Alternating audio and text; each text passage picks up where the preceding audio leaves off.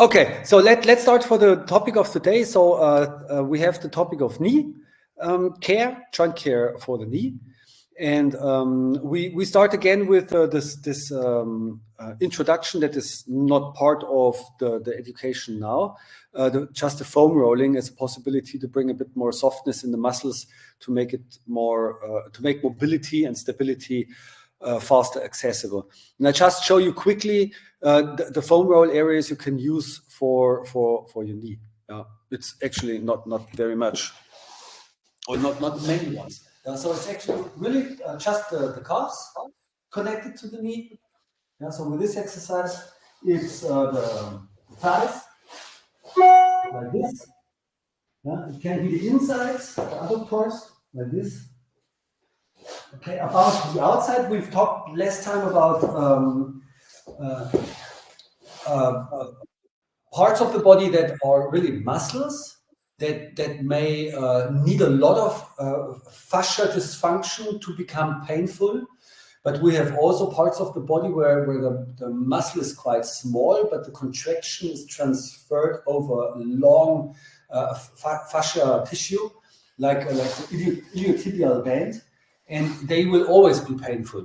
But they should not be super painful that if you touch it you get a problem, and they should not be soft like butter. They should. I think a good rule of thumb is that when you get on top of it, and you can roll while smiling and breathing. So pain that is really high, but you can still smile and breathe. Then this would be the optimal time to roll it a bit out, but not too much. Let's say the pain can go down to 5 or 4, but it should not go away. There's a lot of feedback to the company of Black Roll, where people got hip and knee problems by rolling out the iliotibial band here completely, losing its tension, which is necessary. So be careful, not rolling too much and not too little. Okay, so after this rolling, everything is softer. We can go for the flexibility part again. So the flexibility of we talked yesterday about flexibility. There's nothing much to add actually for the knee. So flexibility work should be actually the part that is below the knee, and there is the part that is above the knee. And the knee itself has 3 problematic areas. One is the patella itself, one is the inside meniscus, and one is the outside meniscus. Outside meniscus is also a very rare incident, but mostly people have problems on the inside and also on the kneecap, like it's all fascia, it's all cartilage that is worn down on different reasons.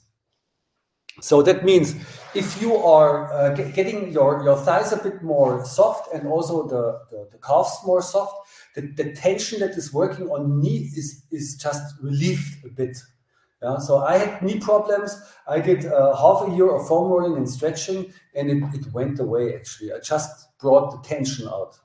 Some say, maybe a good information to check by yourself, in naturopathy, for example, knee problems are a sign of relation problems. Give you a thought.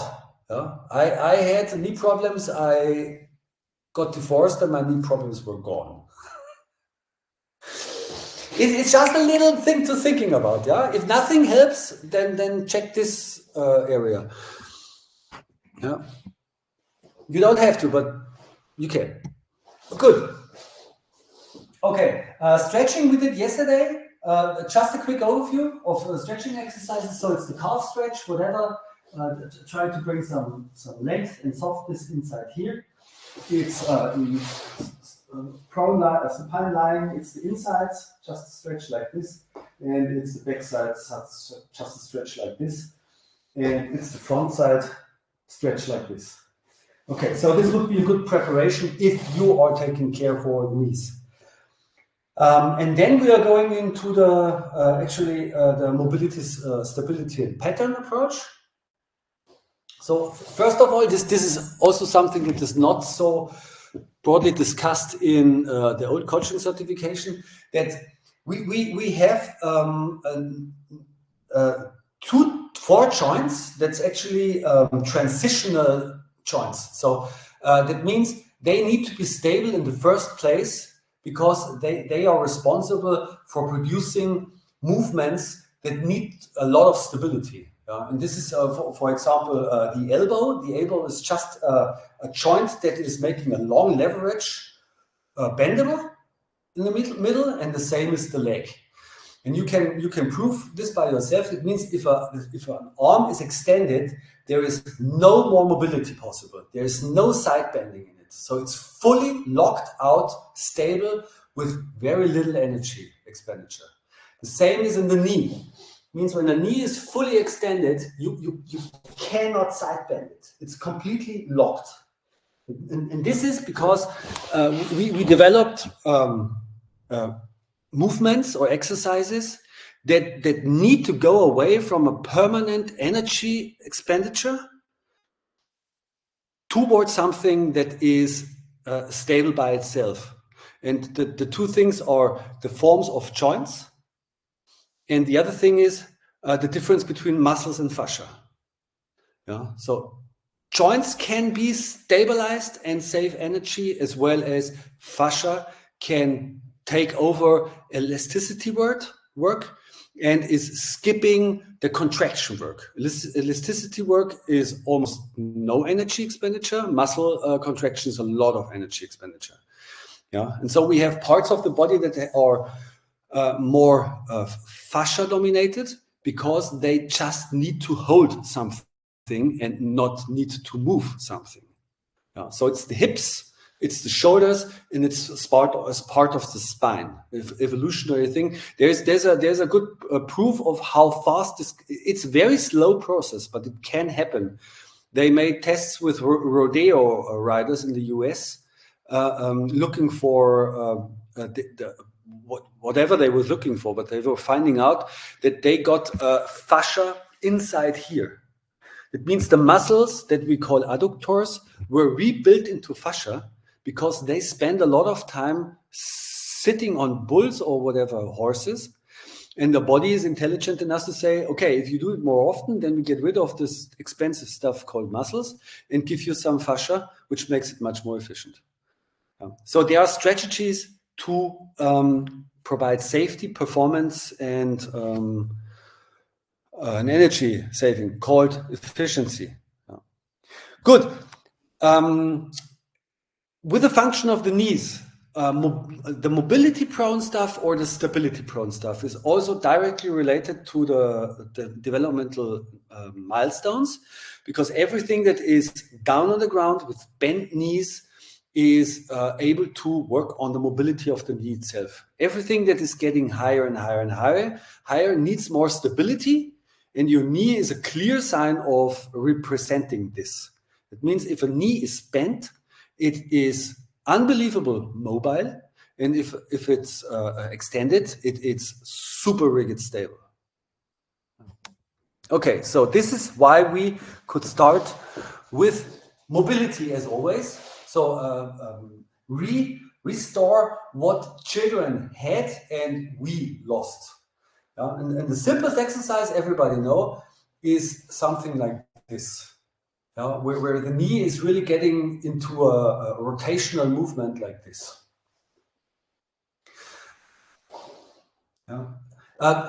If you can join my movements, would be great, because you can directly feel it. And then we explore. We start with one position and see what's going on. So if you do this, I guess you feel some movement in it. It has to do with feeling. You maybe cannot observe it, but you can feel that there is something working in the knee. Okay, now let's see whether we can increase it. So when we are going into more extreme positions like this, is it an increase of this pressure or whatever, or is it a release? Is this less feeling and here more feeling on the knee, or it's different? I think it depends a little bit. I mean, like this, I have less load on my knees compared to being in the. Actually, what's the name of this position? Because I never get the idea. I call it narrow band sit, narrow side band sit. Okay, makes sense. Yeah. I would say in the narrow side band set, I have. Well, actually, I don't have more load on the knees. Yeah. But it's.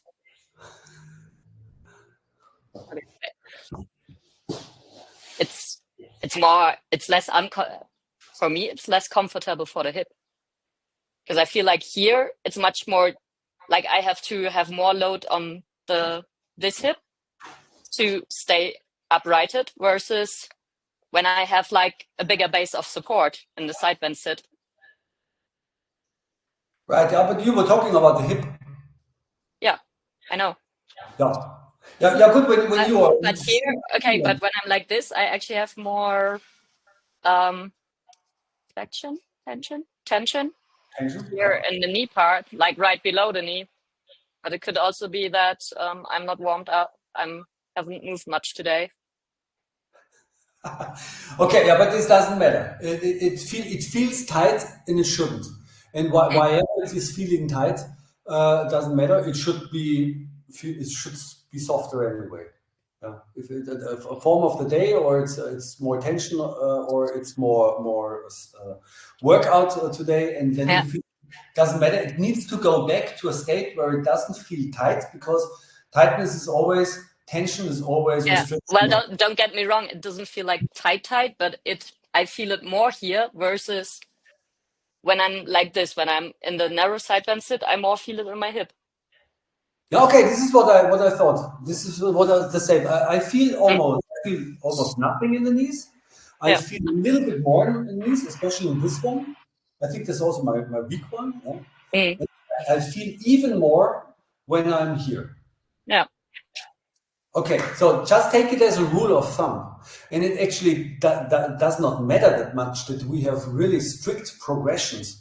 It's more like that you tell a client, if you cannot do this sit, do a different one. And then you should have an idea about which positions are close to this one or less demanding on the problem he has.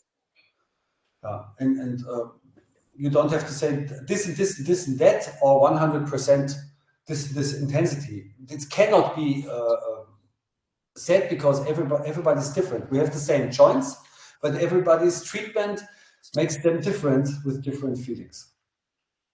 Okay, so the biomechanical thing would be, the longer the leverage is, the more forces on the leverage point. And we know, okay, the more I extend the knee, the less mobility it gets. That means you find something in between. It means you find a position like this, and you know this from a stretching of the glutes, to have more influence on the lower leg. So if I come forward like this, I'm not emphasizing the stretch in my glute this time. I'm emphasizing the sideway bending of my knee. And there is an important thing is, if most people have problems in the meniscus, then all these positions are bringing that are loading the leverage into this, or reducing the space here, and are compromising the meniscus even more. So if you work with somebody who has a meniscus problem, you should keep the leverages low and the pressure on the inside also low. And think about, if you do this on the other side, if you try to bring pressure inside here and close this one will open. And this opening will be exactly what you want. Yeah, that means this position is good for the meniscus if the meniscus is great. It's terrible for the meniscus if the meniscus is not up to date. And this is exactly, so on this side, it's exactly the other way around. So this leverage is bringing my leg into closing here and opening here. On the outside is closing, on the inside it's opening. Yeah, and you can change these intensities by leverage change and by load change. Yeah. In one position. Okay, so the next possibility will be to, so we just stay on this trip. The next possibility will be to get into both sides even more. Is in my experience, bringing both legs down flat has more effect on the inside of the knees than just sitting like this. So I don't get a lot of pressure inside here if I'm in a open bend sit, than being in a cross sit or lotus sit like and being down. There's more pressure. Okay, so it's also a possibility. And again, on the outside, you know, if I'm starting from kneeling and we have this closed bend sit and going down like this is actually opening on the inside and closing on the outside symmetrically. And we have three, I know three progressions. If you see little children sit a lot like this, yeah, a lot like this, and a lot like this. And these are, just try it out, these are actually progressions in how much pressure I put inside here. So this is the pressure light.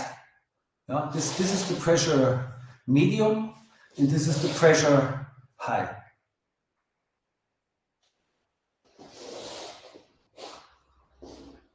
Yeah, that means again, if you work on knee mobility, you tell the people, okay, this is our target.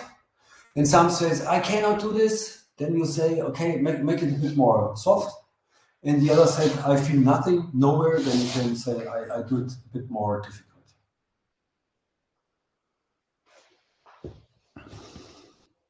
Right. Okay, so why should we keep mobility in the knee anyway? Because mobility means room, and room means blood flow, and blood flow means getting fuel in and exhaust out. It's that simple. Okay, so we need mobility for keeping the structure alive.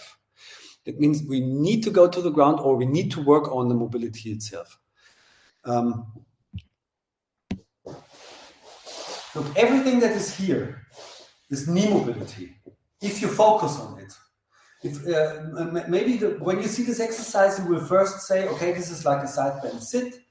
This is a hip exercise, but for somebody who has a problem in the knee or is going to have a problem in the knee, they may feel the knees even more than the hips, or the hip is that tight that the hip is the victim of it, the knee is the victim of it, and they feel it more in the original problem where this one is the victim. Yeah, so if you have somebody who has a knee problem or a hip problem, doesn't matter. This is an exercise that is targeting all two. And you can also add the ankle position to even include the ankle. So you can practically combine three joints in a mobility exercise, or you can mentally focus on one part while doing it and have more effect onto it. So in our case, we would like to have more knee. So, okay, side bend sit, we were already talking, and a regression of all this stuff would be in sitting. A bend sit, and then working yourself forward into this movement. Would be also the same pattern, the same relation of lower leg to upper leg with very little load, and a very good way to control it. Yeah, the same here. When you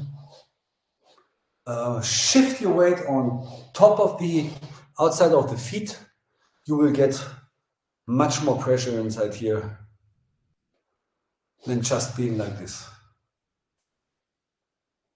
Okay, so leverage, load, or the possibilities to increase or decrease the effect on a specific joint.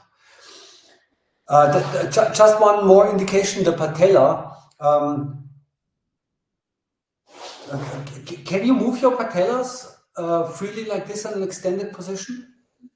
Can I ask a bit about patella, because that's a permanent thing that always comes up for me with my knees, but but also clients, and I've always wondered how much it is about a combination of release, whether it's when it gets into gliding in the wrong way, whether it's because of imbalance all around the knee. That's my perception of it, and therefore getting that balance, so either side as well as above, below, all back around, that always seems to help it.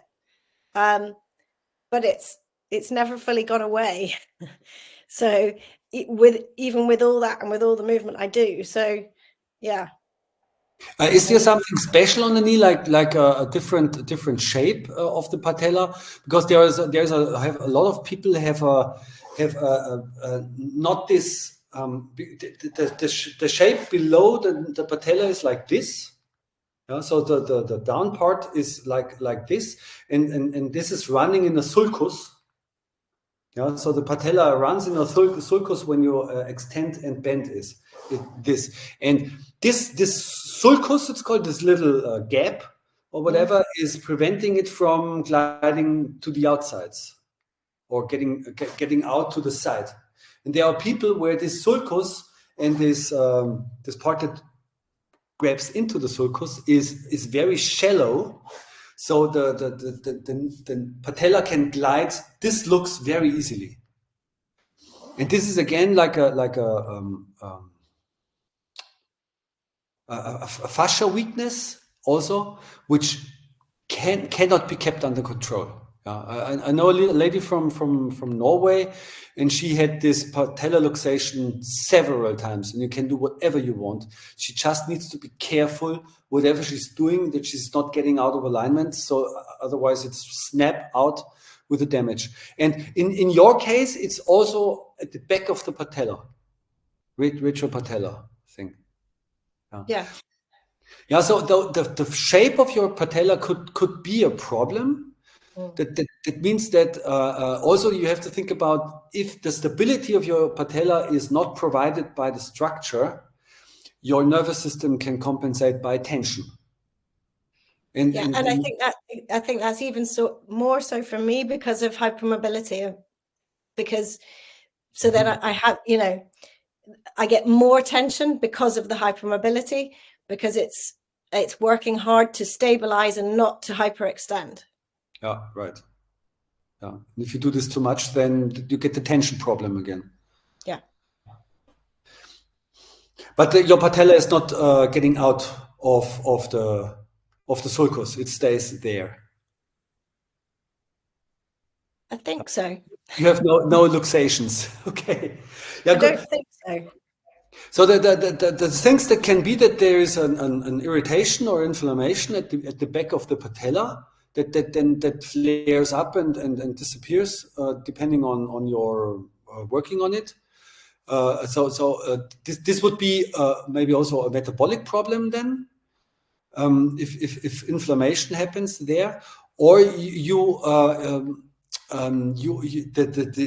relation between tension and relaxation in movement is too much on the tension side, I think.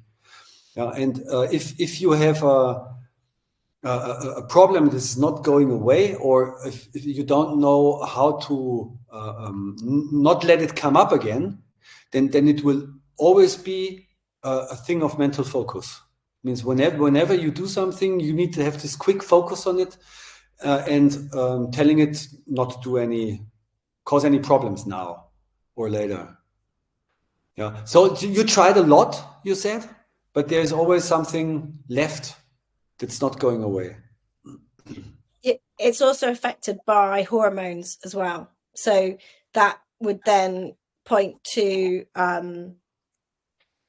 laxity in the surrounding tissues. I think that's my diagnosis, because it's a cyclical thing as well, and obviously hormones hugely affect that laxity, particularly when you're hypermobile. So yeah, it's a constant battle, because it's so variable between tension and relaxation. Right. Or the laxity. And the laxity is something you cannot influence. This is something that is there. You can just influence the tension side. Yeah. More or less. Yeah. Did you ever try to build up your thigh strength? Yes, but for me, it's interesting because I'm pretty quad dominant already. So actually, I always thought that wouldn't be a good idea. And I was right when I tried it more. So for me, it was also about the hamstring tightness as well. That affects it. So when that's more tense than it should be. So it's actually, I can be very quad dominant because I have tighter hamstrings. So one's pulling against the other all the time, if you see what I mean. So there's an imbalance front to back. Yeah, working all the time. And you also try to have this combination of what we are trying to pack in one session always, that you are getting everything soft, mobile, and then adding stability and then pattern to it. This would be interesting if you would do this for let's say 3 weeks, to just follow this protocol of these 4 steps. So stretching, foam rolling, then mobility, then stability, and then pattern. If maybe because we're talking about self-organization, that means that a part that is always switched on because it was always switched on, or that it always feels unsafe because it is overwritten by stuff that comes before or and should come later. So there is a disharmony in a curriculum, something like this. Would be interesting to re-evoke this curriculum, so every part can go to the work that is for which is here. Not just like I stretch today and I stabilize tomorrow, but really everything in together, like little children are doing. Everything is mixing up. Would also be a try. Really like a protocol we are actually doing now. Let's go on and let's find out something like a protocol. Would be a proposal. And then you try it out, and then you give us some positive feedback in 3 weeks. Please. Okay, so we had the foam rolling, we had the stretching, we had the mobility work. Now, mobility work again, asymmetric stuff, fully loaded stuff, unloaded stuff. All possible with different loads again. And then we go for the stability part, adding in stability. And stability is actually something that should start whenever the knee is able to build up stability. So I'm just using this one. But it means we were talking about stability where it is already provided by structure. It means we should also provide stability where it is normally not there. And that means in the flexing position. For example, this exercise is one that is going through the whole possibility of the mixture of mobility and stability. So here's the mobility part. And as soon as I'm pressing onto this foot and shifting my body weight forward, it's starting to stabilize. And this stabilization is then built up through the whole range of motion of the knee in this split squat, get up movement like this. Okay, so this would be stability and mobility in just the flexion and extension, the most important movements of the knee itself. It's not very easy, but you can use whatever support you have. So it's a pure stability work already in patterns. Huh? There's the knee hip hinge in it. Yeah. And then there is also a possibility of the inside-outside parts when you are working out of the sitting positions in get-ups. And there are two possibilities. One is the correct way, where your body is taking advantage of a phase of movement where mobility can be used, and then is automatically driven into the stability due to the extension of the knee. And there is also something like the real non-alignment movement, and this is something that is preparing you for an exceptional situation where you may normally get injured, but you're prepared. And this is the difference, like this. Shit, my camera is always too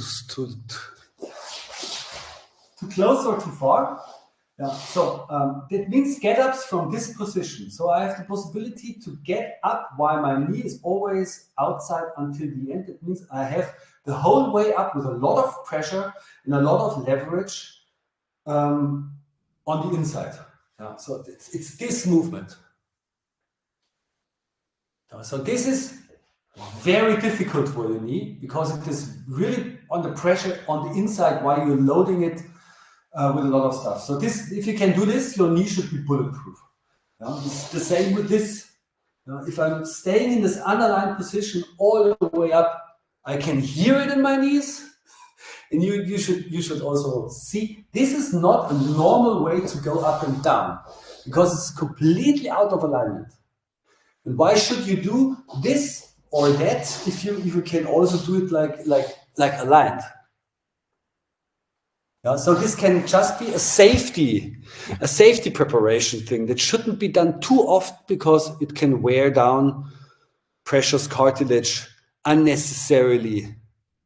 Yeah. Okay, and the second possibility is that you do it. The mobility part, non-alignment part, is where it belongs, on the bent part and on the ground. And the getting into alignment, where it is predestined for load and speed and high intensity, is then responsible for the rest of the movement. And then it looks like this.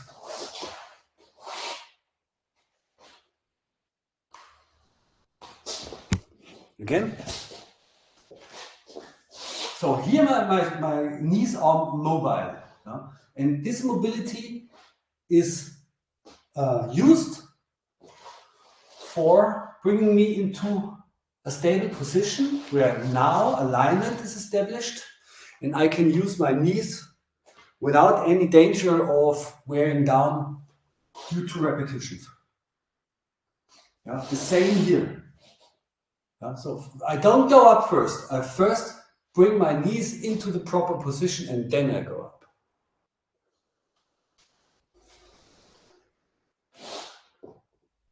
And the fantastic thing is that I don't need to lift my body up.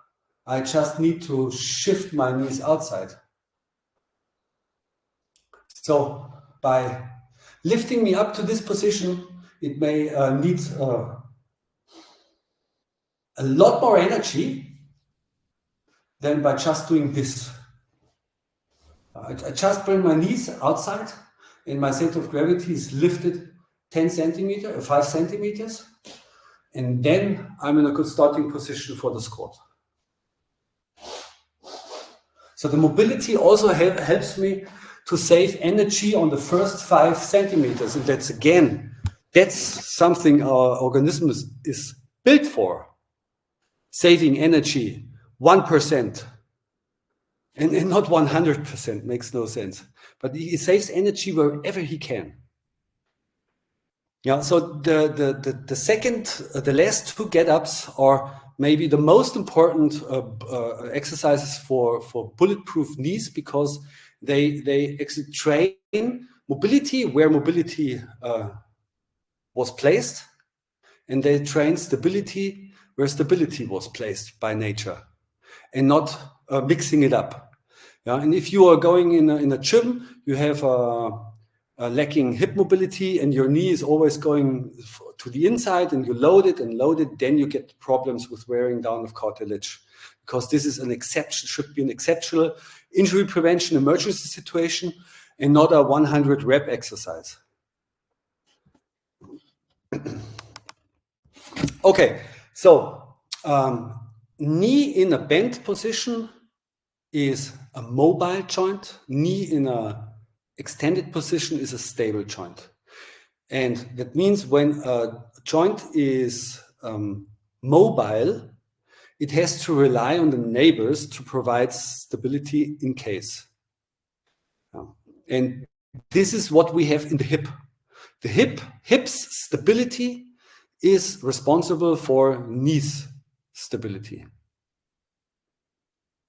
The knee itself cannot provide a lot of stability in bent positions. Just in the more extents, it can care for itself. But if it's bent, it's dependent on less load or on the help of the hip muscles.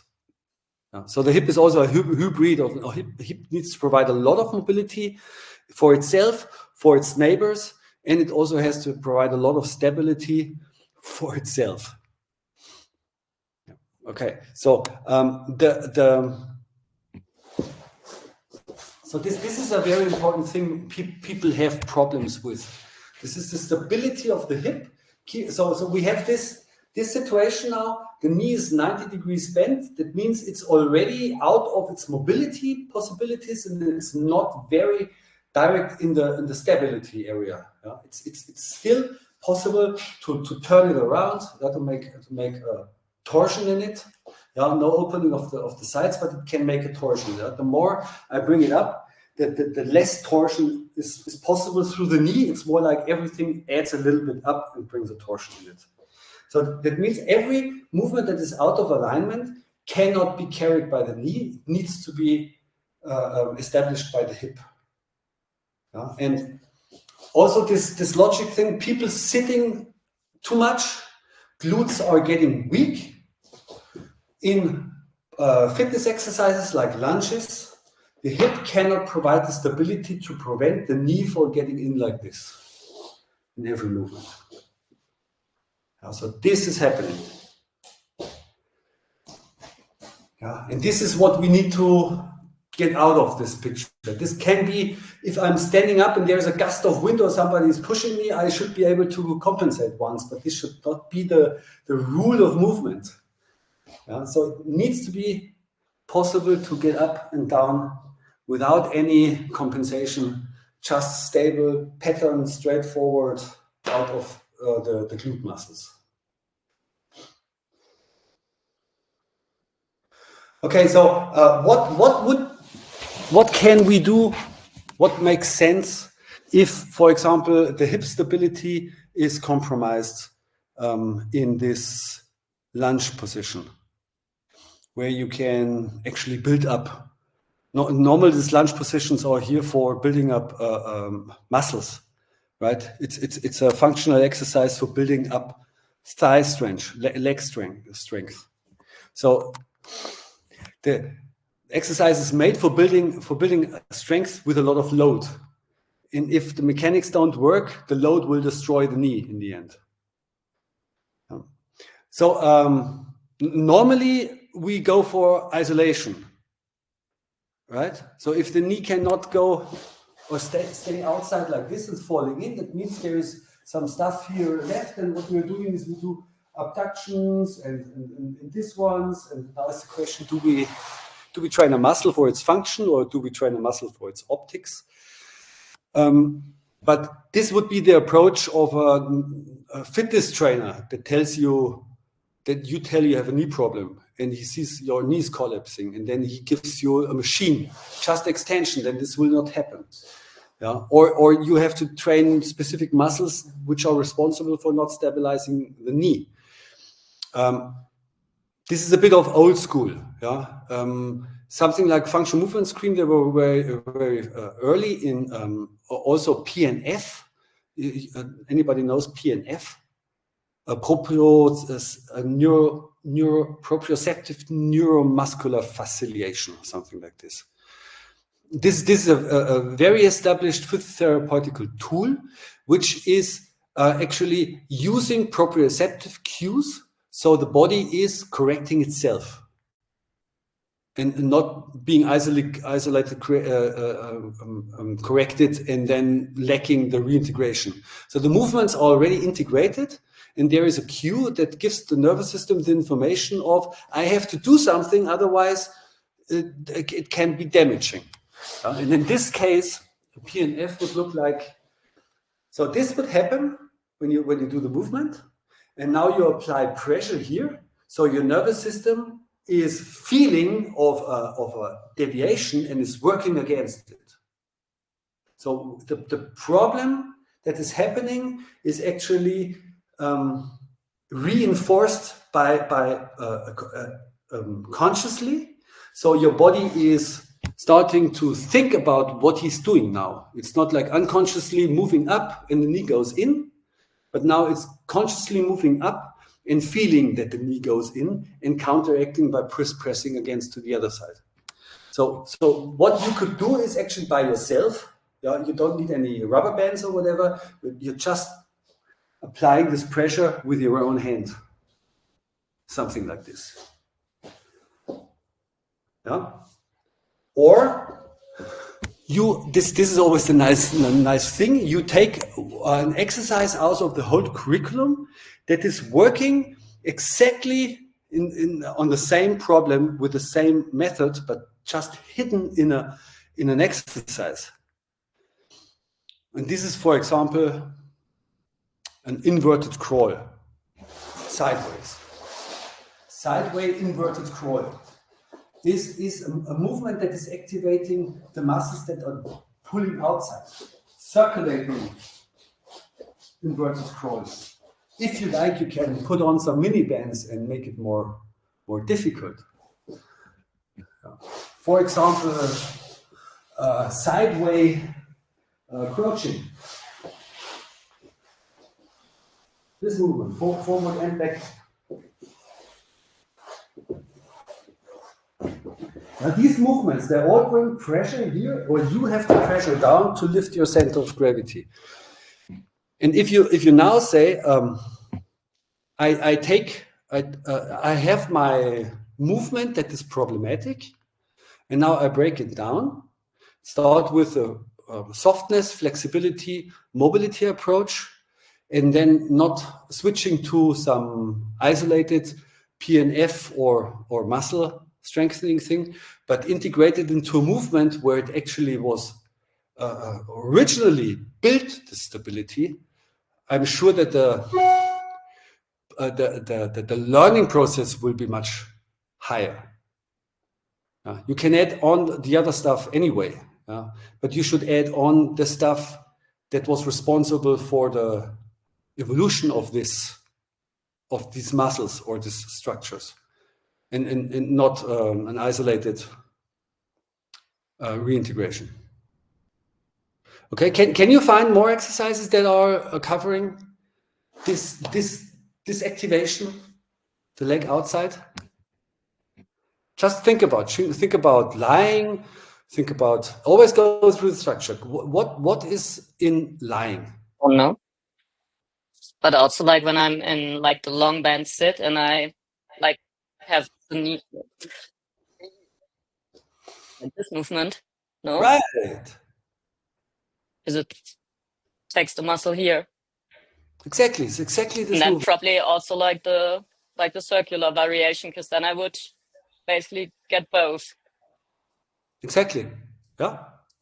Yeah, I like this one, as I said. So this is the movement just here. So I don't do this movement by focusing on the fluid going from side to side, but I'm focusing on the first part as much as possible, and this one then drags the other one with it. So I do the same movement that can be applied to 10 different problems just by focusing on what is actually your important part. Should train the part that is necessary. Yeah. So you go for supporting yourself at the back, and then you open this up, and the rest is just following with it. So I'm focusing just on this leg, and the rest is drawn with it. Yeah, and after this, you are alerted your nervous system on specific function. You should, as soon as possible, get into the problematic position and test whether there is an increase now, or the mindfulness you have put into one possibility is now transferred to the target possibility. Side shuffling, for example. Knee side shuffles, like this. Squat side shuffles, like in stepping under, stepping over again, like we said yesterday. This shuffles like in standing and running variation. These are all adding to the same spot, and that's your glutes.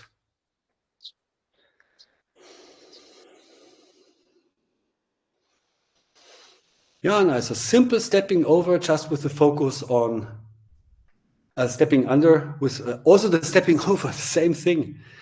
Yeah. It also sometimes works because I mean, like when you are in a warrior 2 position, so like this, I often see people like losing their knee to the inside, and what sometimes helps is to just give them the cue to, because oftentimes they have their ankle sort of not aligned, and when they bring their ankle in, the knee automatically moves outward a little bit. Yeah, right. So Good. sometimes it's not the muscle, but just like sheer alignment. It's falling inside all day.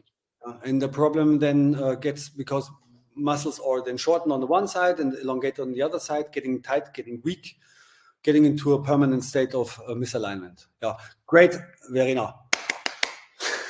The position, the alignment of the foot itself can be a problem. The stability in the hip or the position of the foot on the down way.